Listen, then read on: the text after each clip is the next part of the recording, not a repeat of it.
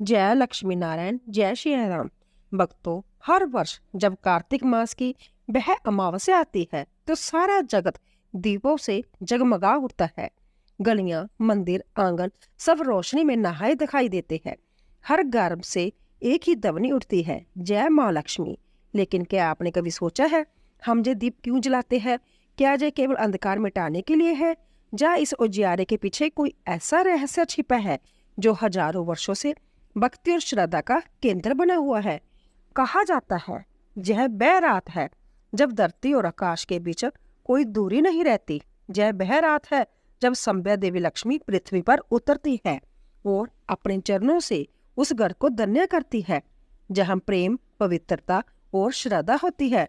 परंतु क्या आप जानते हैं, इस दिन केवल लक्ष्मी जी का आशीर्वाद नहीं मिलता, बल्कि एक ऐसी अवैध दिव्य घटना की स्मृति भी जीवित होती है जिसने पूरे ब्राह्मण की दिशा बदल दी थी। कुछ लोग कहते हैं यह दिन श्री राम के अयोध्या लौटने का है, कुछ कहते हैं यह दिन महालक्ष्मी के प्रकट होने का है, और कुछ कहते हैं जय संभ्या प्रकाश के जन्म का दिन है। परंतु सच्चाई क्या है? क्यों यह तिथि इतनी विशेष है कि संभ्या देवता भी इस दिन दीप जलाते हैं? क्यों इस रात को लक्ष्मी की रात, प्रकाश पर्व और बलि प्रतिपदा का आरंभ कहा गया है? और आखिर क्यों सहस्त्रों वर्षों से मनुष्य हर दीपावली पर एक दीपक जलाकर उस अदृश्य शक्ति को नमन करता है? तो भक्तों, आज की कथा आपको उस रहस्य में ले जाएगी जहां से दीपावली का आरंभ हुआ था, जहां पहली बार अंधकार को हराकर प्रकाश ने जन्म लिया था, जहां देवी लक्ष्मी ने श्री हरि विष्णु को अपना वर चुना, और जहां भक्ति, प्रेम और धर्म की विजय हुई। जय केवल एक कथा नहीं, बल्कि सृष्टि के हृदय की धड़कन है, एक ऐसी यात्रा जो बैकुंठ से शुरू होकर अयोध्या तक पहुंचती है और जो आज भी हर दीप की लौ में जीवित है। तो आइए अपने हृदय में भक्ति का दीप जलाइए और चलिए मेरे साथ उस दिव्य कथा की ओर जहां छिपा है उत्तर। दीपावली क्यों मनाई जाती है? दीपावली की इन पुरानी कथाओं को सुनने से सुख और समृद्धि की प्राप्ति होती है और माता लक्ष्मी का आशीर्वाद मिलता है। इसलिए इन कथाओं को अंत तक अवश्य सुनना चाहिए, क्योंकि हर प्रसंग में छिपा जीवन को लौकिक करने वाला ज्ञान और भक्ति का अमृत इस कथा में छिपा है। सुख, समृद्धि और आध्यात्मिक प्रकाश का रहस्य, जिसे सुनकर आपका हृदय अलौकित होगा और आपका जीवन धन्य बन जाएगा। तो दोस्तों, आप दीपावली की वह पुण्यदायिनी कथा जिसके बिना माँ लक्ष्मी जी की पूजा अधूरी है, आप सभी माँ लक्ष्मी जी की जय कथा अवश्य सुने। जय श्री लक्ष्मी नारायण। हे भक्तजनों, क्या आपने कभी सोचा है कि दीपावली के दिन हम माता लक्ष्मी की पूजा क्यों करते हैं? क्यों उस दिन दीप जलाना इतना शुभ माना गया है? कहा जाता है कि एक दीप भी यदि श्रद्धा से जलाया जाए तो लक्ष्मी जी उस घर में स्थायी रूप से निवास करती है। इसका उत्तर उस युग में छिपा है जब ब्रह्मांड में सृष्टि का प्रारंभ हुआ था। तब जल ही जल था, चारों ओर क्षीर सागर की अपार गहराइयां, और उनमें विश्राम करते हुए सृष्टिकर्ता श्री हरि विष्णु एक बार ब्राह्मण के देवता और असुर दोनों ही अमृत की प्राप्ति के लिए व्याकुल हुए। सबने जाकर भगवान विष्णु से प्रार्थना की, प्रभु, हम नश्वरता से मुक्ति चाहते हैं, हमें अमृत चाहिए। तब श्री हरि ने कहा, हे देवों और दानवों, यदि तुम मिलकर क्षीर सागर का मंथन करोगे तो अमृत प्राप्त होगा। इस प्रकार देव और असुरों ने मंदराचल पर्वत को मथनी और वासुकी नाग को रस्सी बनाया और प्रारंभ हुआ वह महान समुद्र मंथन जिसने संपूर्ण ब्रह्मांड को हिला दिया। मंथन के दौरान पहले निकला हलाहल विष, जिससे देवता और असुर सब व्यावित हुए। तब भगवान शिव ने करुणा करके उस विष को अपने कंठ में धारण कर लिया और नीलकंठ कहलाए। इसके पश्चात मंथन से एक के बाद एक दिव्य रत्न प्रकट हुए। कामधेनु, ऐरावत, अप्सराएं, रंभा, मेनका, कल्प वृक्ष, कौस्तुभ मणि और अंत जब क्षीर सागर से सुनहरी आभा फैलने लगी, तब सबकी दृष्टि उस ओर चली गई। वहां से प्रकट हुई अद्वितीय रूपवती, असीम तेजस्विनी, चारों ओर दिव्य प्रभा बिखेरती देवी महालक्ष्मी। उनके प्रकट होते ही समस्त सृष्टि में प्रकाश फैल गया। गंधर्व बीना बजाने लगे, अप्सराएं नृत्य करने लगी और स्वर्ग में पुष्पों की वर्षा होने लगी। देवताओं ने नतमस्तक होकर कहा, जय माँ लक्ष्मी माता। लक्ष्मी जी के प्रकट होने के बाद देवों और असुरों सभी ने उन्हें अपनी अर्धांगिनी के रूप में स्वीकारने की इच्छा जताई। वह एक एक कर उनके पास आई, इंद्र, वरुण, अग्नि, कुबेर, जहाँ तक कि संभव ब्रह्मा जी तक। परंतु लक्ष्मी जी ने हर एक के हृदय में झांका और देखा, उनमें कहीं न कहीं अहंकार, क्रोध या अस्थिरता थी।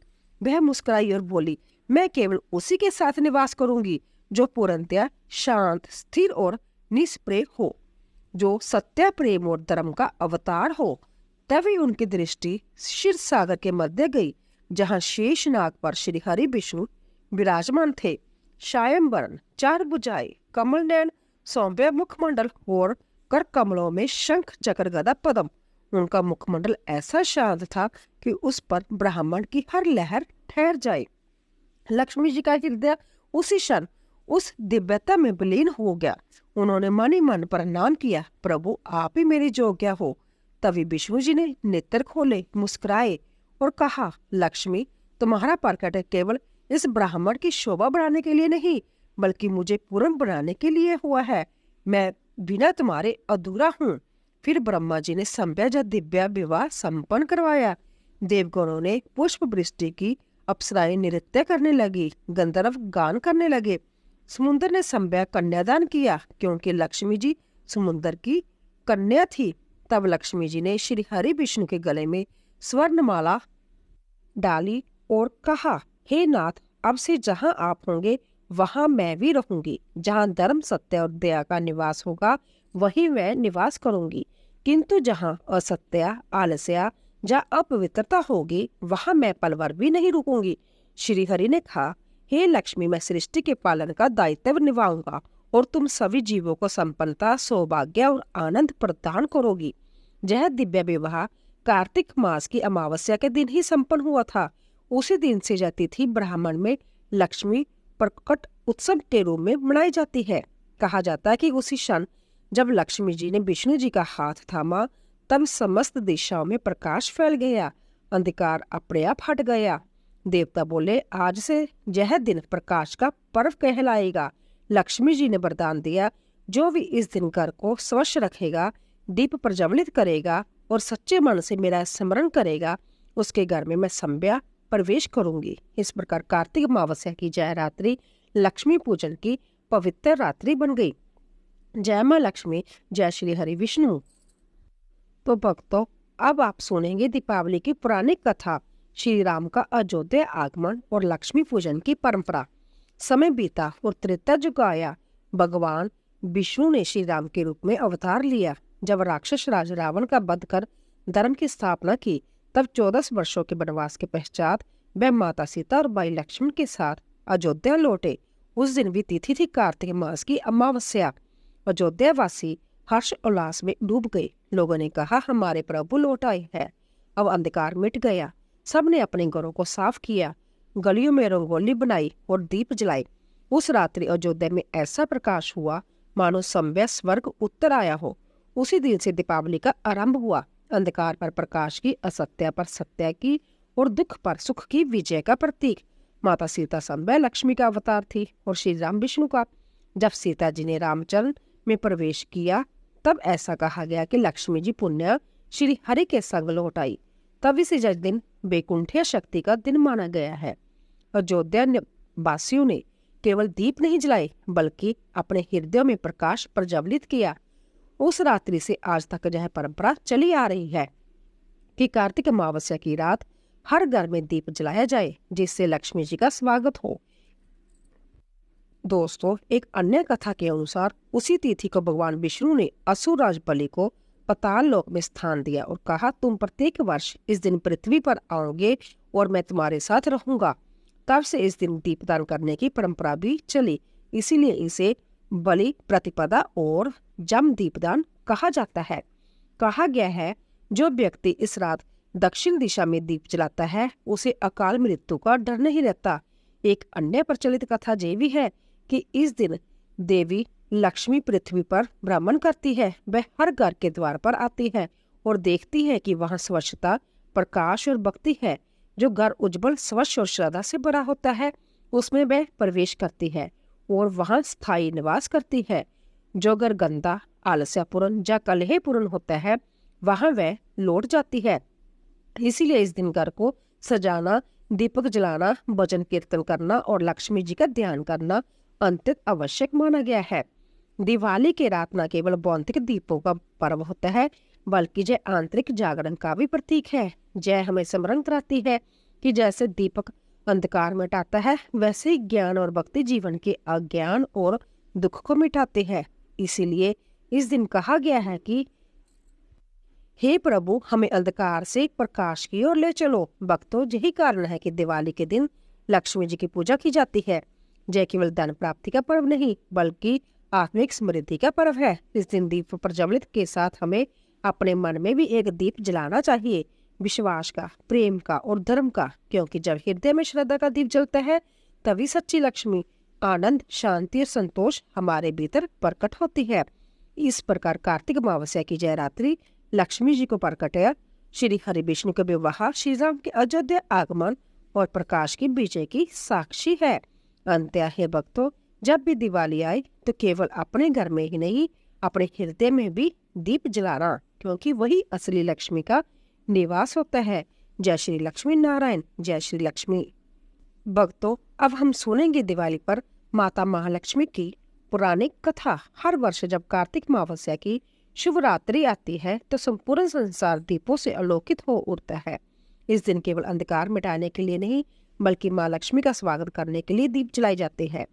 कहा गया है कि जो भक्त इस पावन रात्रि में श्रद्धा पूर्वक महालक्ष्मी की कथा का पाठ करता है, उसके घर में सदैव सुख, समृद्धि और धन धान्य का वास होता है। तो आइए सुनते हैं वह पवित्र कथा, जो चूकों से हर दीपावली पर लक्ष्मी पूजन के साथ सुनाई जाती है। बहुत समय पहले एक नगर में एक शाहूकार रहता था, जिसकी एक अत्यंत धर्मपरायण और भक्ति भाव से भरी हुई पुत्री थी। वह प्रतिदिन अपने घर के समीप स्थित एक पीपल के वृक्ष की पूजा करती थी और उसे जल चढ़ाती थी, क्योंकि यह वही पीपल वृक्ष था जिसमें माँ लक्ष्मी का वास माना गया था। उसकी सच्ची भक्ति और निष्ठा से प्रसन्न होकर एक दिन माँ लक्ष्मी संभ्या उस कन्या के सामने प्रकट हुई। देवी बोली, पुत्री, मैं तुम्हारी भक्ति से अत्यंत प्रसन्न हूँ, इसीलिए मैं तुम्हें अपनी सखी बनाना चाहती हूँ। यह सुनकर साहूकार की बेटी ने विनम्रता से कहा, माता, मैं अपने माता पिता से पूछकर बताऊंगी कि मुझे आपसे मित्रता करनी चाहिए या नहीं। जब उसने अपने माता पिता को यह बात बताई तो वह अचंभित रह गए, लेकिन उन्होंने प्रसन्न होकर अपनी पुत्री को देवी लक्ष्मी से मित्रता करने की अनुमति दे दी। कुछ समय पश्चात लक्ष्मी जी ने अपनी सखी को अपने घर भोजन पर आमंत्रित किया। शाहूकार की बेटी जब वहां पहुंची तो देवी लक्ष्मी ने उसका भव्य स्वागत किया। उन्होंने उसे सोने चांदी के बर्तनों में स्वादिष्ट भोजन परोसा और एक सुंदर रेशमी वस्त्र भेंट किया। बैठने के लिए सोने की चौकी दी और संभ्या अपनी सखी के साथ प्रेम पूर्वक भोजन किया। भोजन समाप्त होने पर लक्ष्मी जी ने कहा, सखी, कुछ दिनों बाद मैं तुम्हारे घर आऊंगी। शाहूकार की बेटी ने विनम्रता से कहा, माँ, अवश्य आइए, मैं आपकी सेवा में तत्पर रहूंगी। जब वह घर लौटी और अपने माता पिता को यह बात बताई तो उसके मन में चिंता उत्पन्न हुई। वह बोली, माता पिता, लक्ष्मी जी इतनी वैभवशाली है, उनके आने पर मैं उनकी सेवा कैसे कर पाऊंगी। यह सुनकर पिता मुस्कुराई और बोले, बेटी, सच्ची भक्ति और श्रद्धा से बढ़कर कोई वस्तु नहीं है। तुम घर को स्वच्छ रखना, लिपाई पुताई करना और जो भी अन्न घर में हो उसी से प्रेम पूर्वक भोजन बनाना। माँ लक्ष्मी का हृदय विनम्रता से जीता जा सकता है। तभी आश्चर्यजनक रूप से एक चील उड़ती हुई आई और शाहूकार के आंगन में एक नौलखा हार गिराकर चली गई। यह देखकर शाहूकार की बेटी अत्यंत प्रसन्न हुई और उसने उस हार को बेचकर लक्ष्मी जी के स्वागत हेतु सोने की चौकी और रेशमी दुशाला खरीद लिया। फिर उसने पिता के बताए अनुसार घर को स्वच्छ किया, दीवारें चमकाई और चारों ओर दिव्य सुगंध बिखेर दी। जब माँ लक्ष्मी अपने वचन अनुसार वहां पहुंची तो शाहूकार की बेटी ने उन्हें सोने की चौकी पर बैठने को कहा, किंतु माता मुस्कुराई और बोली, सखी, इस पर तो राजा रानी बैठते हैं, मैं तो केवल सरलता की प्रतीक हूँ। कहकर उन्होंने भूमि पर आसन बिछाकर संभ्या बैठ गई और शाहूकार की बेटी द्वारा बनाया गया भोजन प्रेम पूर्वक ग्रहण किया। माता लक्ष्मी उसकी भक्ति, आदर और सादगी से अत्यंत प्रसन्न हुई। उन्होंने कहा, पुत्री, तुम्हारी निष्ठा और श्रद्धा ने मुझे प्रसन्न कर दिया। आज से तुम्हारे घर में कभी दरिद्रता नहीं आएगी, तुम्हारा कुल सदैव समृद्धि से बढ़ा रहेगा। यह आशीर्वाद देकर माता वहां से अदृश्य हो गई। कहते हैं जो भी भक्त दीपावली की रात्रि में इस महालक्ष्मी कथा का पाठ करता है उसके घर में सदा धन, सौभाग्य और सुख शांति का वास होता है। इसीलिए प्रिय भक्तों, दीपावली की पूजा अधूरी न रहे। माँ लक्ष्मी जी की यह कथा अवश्य सुने और अंत तक श्रद्धा से पाठ करे, क्योंकि इस कथा का स्मरण मात्र से माँ लक्ष्मी संभव प्रसन्न होकर अपने भक्त के घर में निवास करती है। तो भक्तों, एक बार कार्तिक मास की अमावस्या की घोर अंधेरी रात थी, जब सारा संसार निद्रा में लीन था। आकाश में चंद्रमा का नामो निशान नहीं था और पृथ्वी चारों ओर घने अंधकार में डूबी हुई थी। उसी समय बैकुंठ लोक से देवी माँ लक्ष्मी पृथ्वी लोक पर भ्रमण करने के लिए निकली।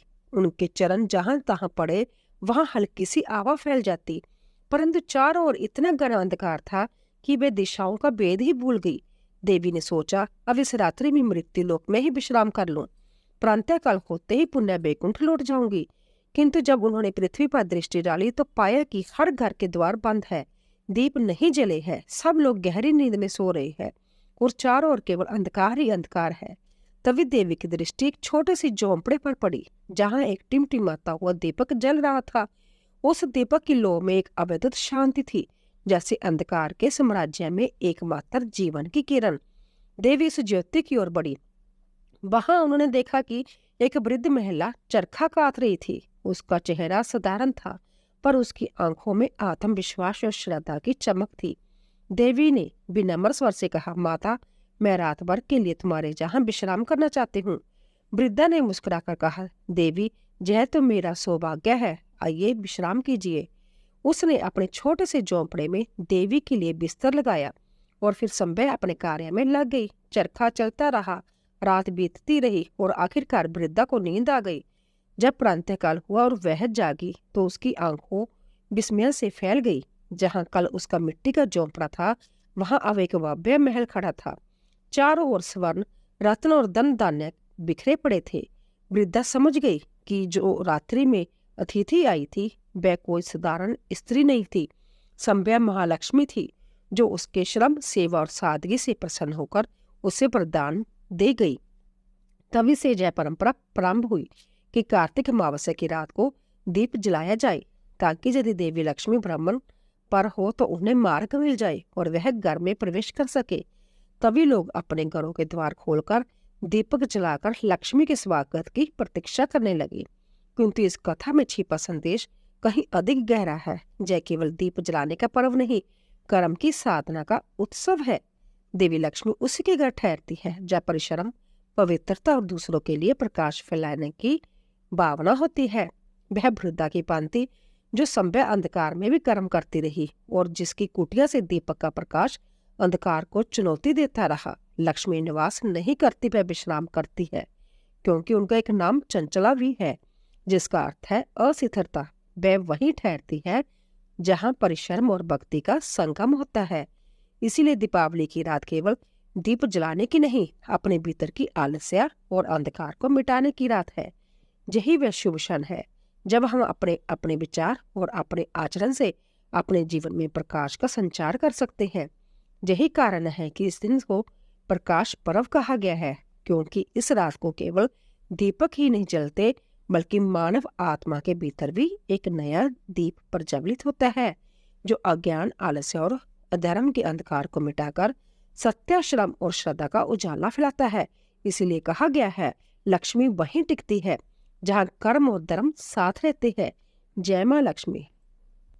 भक्तों, अब हम सुनेंगे श्री लक्ष्मी चालीसा। जय पाठ देता है मनचाहा वरदान। आइए शुरू करते हैं। लक्ष्मी चालीसा दोहा।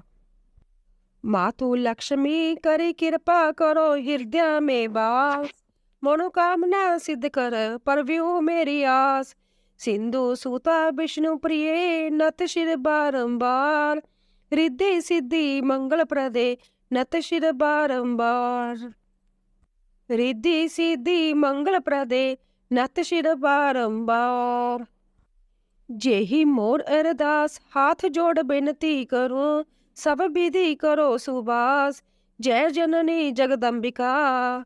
सिंधु सुता में सिमरो तो ही, ज्ञान बुद्धि विद्या दो मोही।